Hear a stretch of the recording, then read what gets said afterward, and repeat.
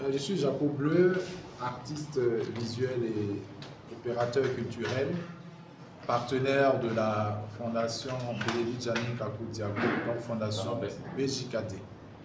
Nous avons invité la presse aujourd'hui parce que nous avons initié un prix dénommé Prix BJKT des Arts, qui est un prix qui récompense 4 jeunes talents dans le domaine de la peinture, de la sculpture, de la photographie d'art et du design. Parce que nous avons compris qu'il y a beaucoup de talents, mais qui ne sont pas souvent mis en évidence, mis en lumière et qui n'ont pas suffisamment de visibilité. Donc il faut pouvoir les aider, les accompagner et les soutenir.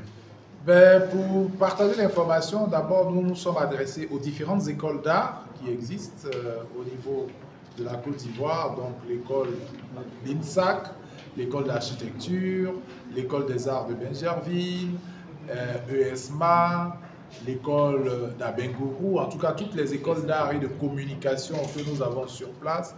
Nous leur avons envoyé des courriers et des affiches, déjà pour informer tous ces jeunes qui sont dans ces écoles-là. Et au-delà de ça, nous avons également envoyé l'information aux galeries d'art, aux centres d'art, à Grand Bassam, à Benjerville, un peu partout où il y a des artistes. Et puis, comme aujourd'hui, nous le savons très bien, les réseaux sociaux sont devenus des canaux de communication assez rapides. Donc, nous avons communiqué également par le biais de nos pages, donc des pages de la Fondation BJKT, mes propres pages et les pages également de nos partenaires pour faire circuler l'information auprès des candidats potentiels.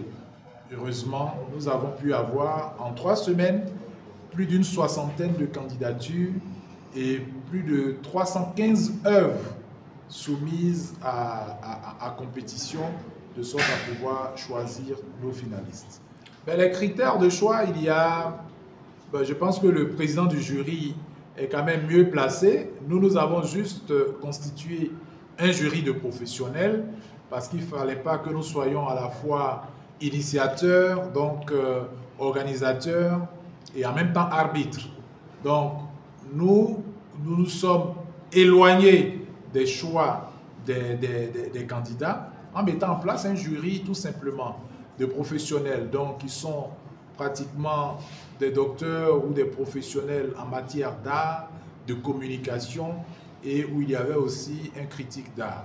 Donc un spécialiste au moins par discipline, donc un spécialiste en design, un spécialiste en peinture, un spécialiste en sculpture et un spécialiste en photographie, qui sont tous des professionnels.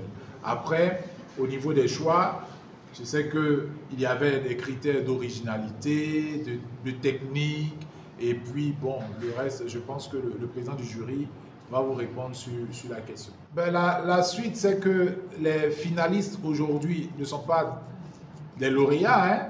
Ils ont été choisis parmi les 63 candidats que nous avons reçus. Donc il y a 15 aujourd'hui qui sont retenus, 14 je pense bien, qui sont retenus, qui vont pour la demi-finale aller en atelier parce qu'il faudrait qu'on les voit travailler.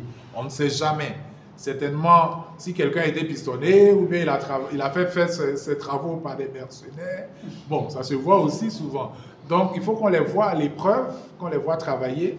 Et donc, à l'issue du travail en atelier, ils vont présenter ce qu'ils ont fait en atelier et aussi présenter ce qu'ils ont comme œuvre personnelle. Donc, ce sont ces 2 œuvres-là que nous allons exposer, soumettre ça au public, faire en sorte qu'il y ait un jury final qui vienne évaluer. Et après l'évaluation, tous ceux qui ont participé auront un diplôme de participation, une petite contribution pour les soutenir.